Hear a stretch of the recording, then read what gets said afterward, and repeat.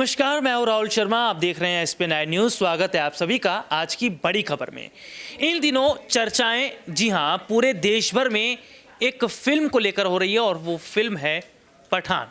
हालांकि अगर बात करें तो शाहरुख खान की फिल्म पठान को लेकर चर्चाएं तो बहुत हैं, लेकिन इन सब के बीच में एक ऐसे कलाकार की स्पीच इन दिनों खूब वायरल हो रही है और जिस पर खूब चर्चा भी हो रही है, वो है बॉलीवुड फिल्मों के महानायक अमिताभ बच्चन। जी हाँ, अमिताभ बच्चन ने कोलकाता फिल्म फेस्टिवल के दौरान कुछ ऐसा बोल दिया जिस पर सवाल खड़ा हो रहा है कि ये बात अब अमिताभ बच्चन को क्यों याद आ रही है।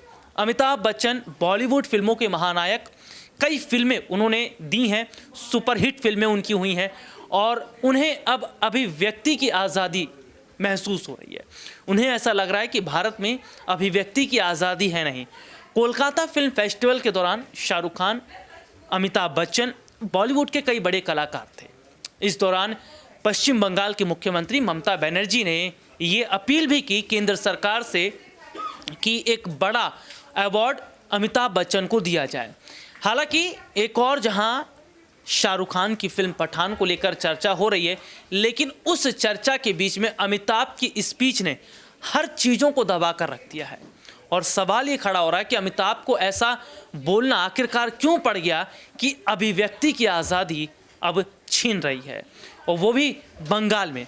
दरअसल ये कहा जा रहा है कि साल 2024 के लोकसभा चुनाव की तैयारियों में जुटी ममता बनर्जी अब बॉलीवुड का इस्तेमाल कर रहे हैं।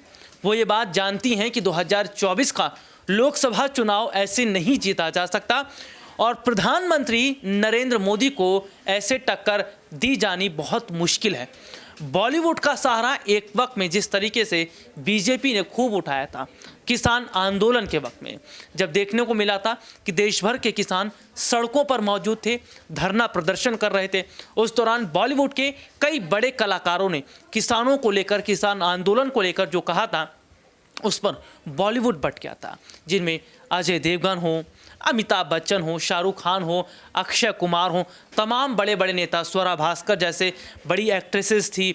इसके अलावा बात करें कंगना रनौत, हर किसी ने जिसको जैसा लगा अपने अपनी तरीके से बात रखी। उस वक्त बॉलीवुड बटा हुआ था और आज बॉलीवुड बट गया है बंगाल में, क्योंकि बंगाल में ममता बनर्जी जो 2024 का रास्ता तैयार कर रही हैं, उसे देखकर ये कहा जा रहा है कि क्या बॉलीवुड के सीढ़ियों पर चलकर 2024 के प्रधानमंत्री के तौर पर नजर आएंगी ममता बनर्जी, और अमिताभ बच्चन जैसे बड़े कलाकारों का इस्तेमाल करने का मतलब क्या है। दरअसल देखा जा रहा है कि अमिताभ बच्चन ने काफ़ी वक्त पहले ही राजनीति से दूरी बना ली थी और उनका राजनीति से कोई कनेक्शन तक नहीं था। चाहे कोई भी बड़े मुद्दे हों उस पर वो ज़्यादा बात नहीं करते थे, लेकिन अमिताभ बच्चन की उस स्पीच ने हर किसी के मन में एक सवाल खड़ा करना शुरू कर दिया है। अभी हाल ही में द कश्मीर फाइल्स रिलीज़ हुई थी, जिसमें कश्मीरियों का दर्द दिखाया गया था कि किस तरीके से उस वक्त जो हिंदू पंडित थे, कश्मीरी पंडित थे, उनको किस तरह भगाया गया। तब अभिव्यक्ति की आज़ादी नहीं याद आई अमिताभ बच्चन को, आज याद आ रही है।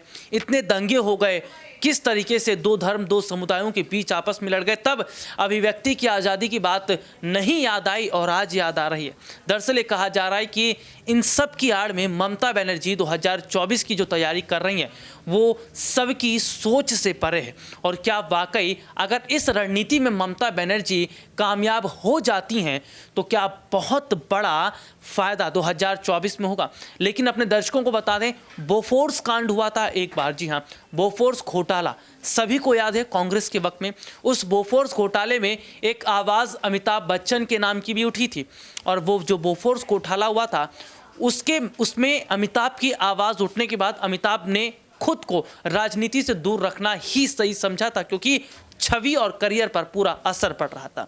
लेकिन अब जिस तरीके से अभिव्यक्ति की आज़ादी पर बात उन्होंने कर दी है, इससे भाजपा के तमाम बड़े नेता हैरान और परेशान हैं, और वो ये कह रहे हैं कि अमिताभ जिस राह पर चल पड़े हैं वो बिल्कुल ठीक नहीं है। क्योंकि अभी हाल ही में उनकी जो बहू हैं ऐश्वर्या राय बच्चन, उनकी कई फाइलें खोली। जया बच्चन जो अक्सर भाजपा पर निशाना साधती रहती हैं। इसके अलावा अगर बात करें, अब अमिताभ बच्चन भी इस नंबर में आ गए। कहीं ऐसा ना हो कि सरकार के खिलाफ या इस तरह की बातें करते करते अमिताभ बच्चन वहां तक पहुंच जाएं जहां वो पहुंचना चाहते भी नहीं हो।